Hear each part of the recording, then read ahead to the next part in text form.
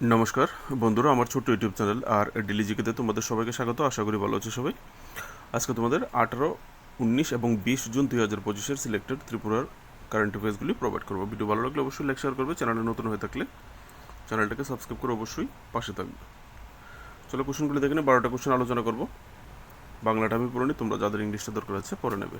প্রথম কোশ্চেন, 2025 সালের জুন মাসে ত্রিপুরায় অল ইন্ডিয়া কৃষক সভার দ্বিতীয় ত্রৈবার্ষিক আঞ্চলিক সম্মেলন কোথায় অনুষ্ঠিত হয়েছিল? ঠিক আছে,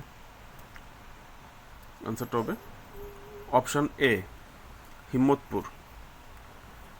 হিম্মতপুর কোথায়?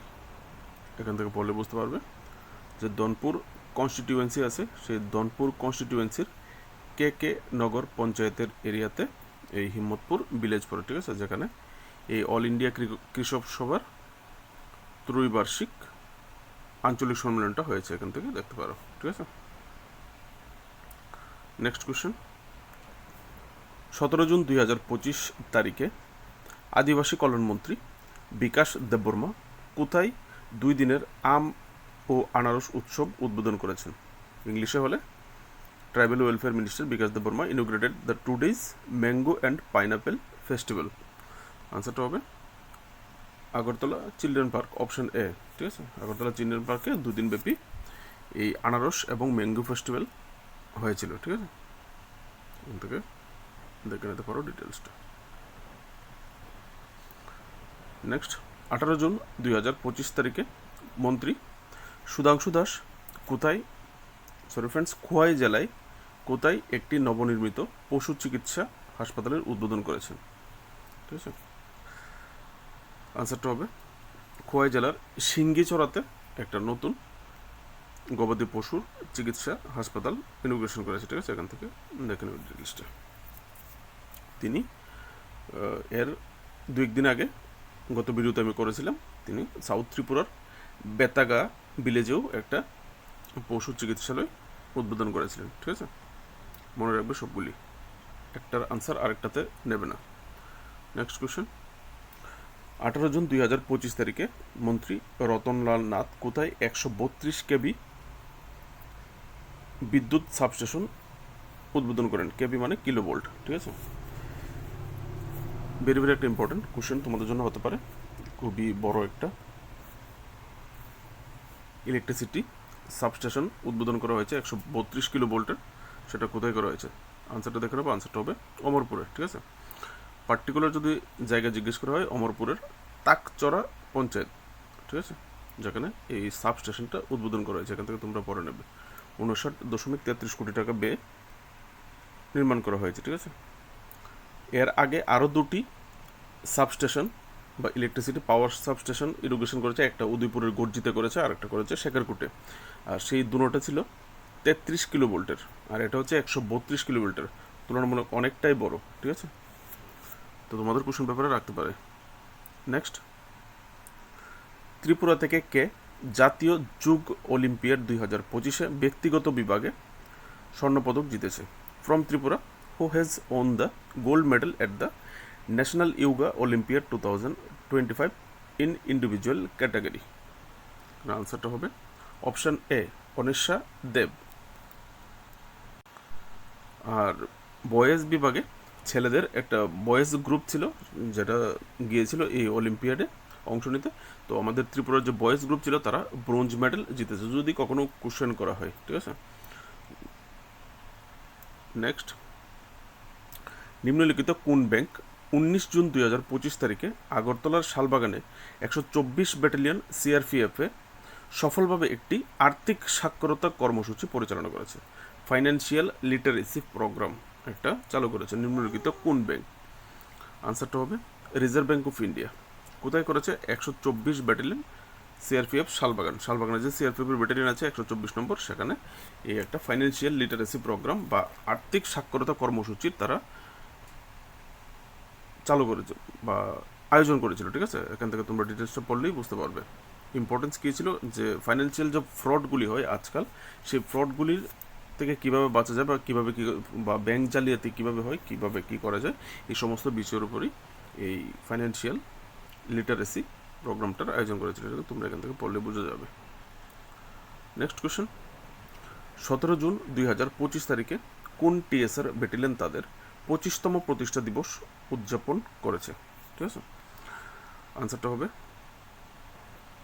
অপশন সি, 8ম ব্যাটালিয়ন। টিএসআর 8 ব্যাটালিয়ন তাদের ফাউন্ডেশন ডে বা রাইজিং ডে সেলিব্রেট করেছে। ঠিক আছে, এখান থেকে ডিটেলসটা দেখে নেবে। যদি জিজ্ঞেস করা হয় কোনো কারণবশত সবটা ডিটেলস দিয়ে জিজ্ঞেস করে দিল 8ম ব্যাটালিয়নের হেডকোয়ার্টার কোথায়, তাহলে 8ম ব্যাটালিয়নের হেডকোয়ার্টার হচ্ছে লালছড়া, ছামনু, দলাই ডিস্ট্রিক্টে। ঠিক আছে, নেক্সট, 19 জুন 2025 তারিখে মুখ্যমন্ত্রী ডক্টর মানিক সাহা কোথায় এইডস সচেতনতা কর্মসূচির উদ্বোধন করেছেন? একটা ভেরি ভেরি ইম্পর্টেন্ট কোশ্চেন তোমাদের ব্যাপারে রাখতে পারে, কারণটা বলছি আমি, আগে উত্তরটা বলে দিই। উত্তরটা হবে ত্রিপুরা লেজিসলেটিভ অ্যাসেম্বলিতে। ঠিক আছে, এই এইডস সচেতনতা কর্মসূচির বা এইড অ্যাওয়ারনেস প্রোগ্রামের ইনোগ্রেশন করেছে। ঠিক আছে বন্ধুরা, ত্রিপুরাতে কিন্তু এইডস, আমাদের ত্রিপুরাতে মাত্র 42 লক্ষ জনগণ, 42 লক্ষ প্লাস সামথিং এরকম হবে। ঠিক আছে, কিন্তু সেই তুলনায় রাজ্যে কিন্তু টোটাল এইডস আক্রান্ত রোগীর সংখ্যা, রিসেন্টলি আমি কিছুদিন আগে একটা আর্টিকেল দেখেছিলাম পেপারে, 10,000 অলরেডি ক্রস করে গেছে। তো এই এত ক্ষুদ্র রাজ্যে এই জনসংখ্যার মধ্যে 10,000-এর বেশি এইডস আক্রান্ত রোগী মানে একটা খুবই চিন্তার বিষয়। ইউথ জেনারেশন যারা আছো তারা অবশ্যই এই ব্যাপারে সচেতন থাকবে। রিসেন্টলি ডাটা অনুযায়ী প্রত্যেক মাসে অ্যাভারেজ 120 জন করে তোমার এইডস রোগী ধরা পড়ছে। তো সাবধান সবাই। ঠিক আছে, সবাই একটু সচেতন হবে এই বিষয়ে। চলো নেক্সট কোশ্চেনটা দেখে নেব। 2025 সালে ত্রিপুরার কতটি স্কুল মাধ্যমিক পরীক্ষায় 100% পাসের ফলাফল অর্জন করেছে?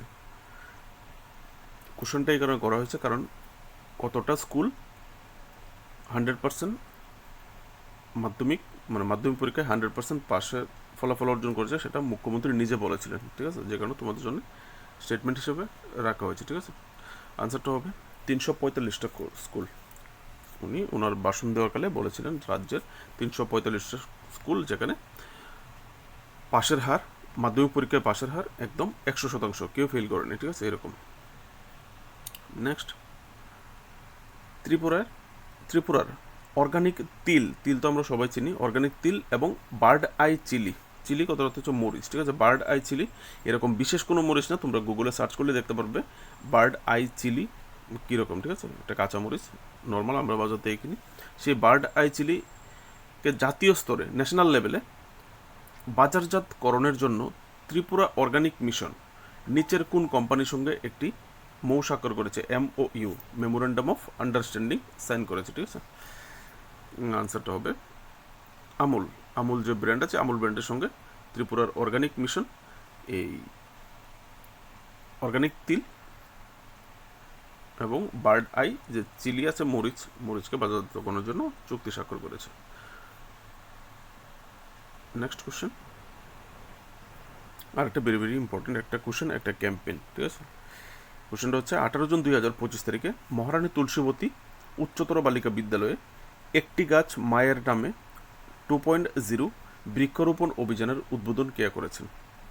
ও has inaugurated the tree plantation campaign Ek Ped Maa Ke Naam 2.0 at Matabari Maharani Tulsibati girls H school on 18 June 2025। আনসারটা হবে মাননীয় মুখ্যমন্ত্রী ডক্টর মানিক সাহা এই প্রোগ্রামটার সূচনা করেছেন। ঠিক আছে, বৃক্ষরোপণের মাধ্যমে। তোমরা এখান থেকে পড়লে ডিটেলসটা বোঝা যাবে।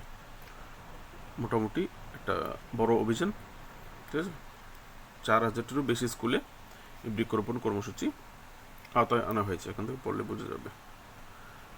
নেক্সট কোশ্চেন,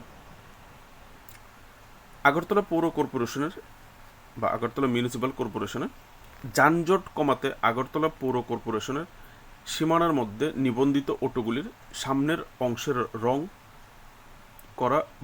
কোন রং করা বাধ্যতামূলক করেছে? ঠিক আছে, যে Agartala municipal corporation, Agartala municipal corporation এরিয়ায় যে অটোগুলি আছে যেগুলি পারমিট আগরতলা মিউনিসিপ্যাল কর্পোরেশনের জন্য, সেই অটোগুলির একটা বিশেষ রং করার জন্য বলা হয়েছে সামনের অংশটাকে।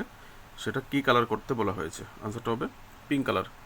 কারণ অন্যান্য সাবডিভিশনের অটো আগরতলা ভিতরে ঢুকে AGMC-তে প্রচণ্ড ভিড় করে। ঠিক আছে, ট্রাফিক ক্লিয়ারেন্সের জন্য, ট্রাফিক কন্ট্রোলের জন্যই এই ব্যবস্থাটা করা হয়েছে। এবার শুধু অটো পিঙ্ক অটো না হলে অন্যান্যরা যারা বাইরের অটো নিয়ে ঢুকতো তারা এখন আর ঢুকতে পারবে না, ঠিক আছে, পিঙ্ক কালার অটো হয়ে গেলে। তো বোঝা যাবে সেটা এজিএমসির অটো আর বাকিগুলি অন্য জায়গার। তো অন্য জায়গার যারা তারা বাইরে স্টেশন পর্যন্ত প্যাসেঞ্জার রেখে চলে যেতে হবে, ঠিক আছে, এরকম করা হবে। এখান থেকে তোমরা ডিটেলসটা পড়ে নেবে। আজকের জন্য এটুকু। কোশ্চেনগুলো যদি ভালো লাগে অবশ্যই লাইক শেয়ার করবে, চ্যানেলটাকে সাবস্ক্রাইব করে পাশে থাকবে এই ধরনের ত্রিপুরা কারেন্ট অ্যাফেয়ার্স এবং national international selected important current অ্যাফেয়ার্সগুলির জন্য। ভালো থাকবে সবাই, দেখা হচ্ছে নেক্সট ভিডিওতে। নমস্কার।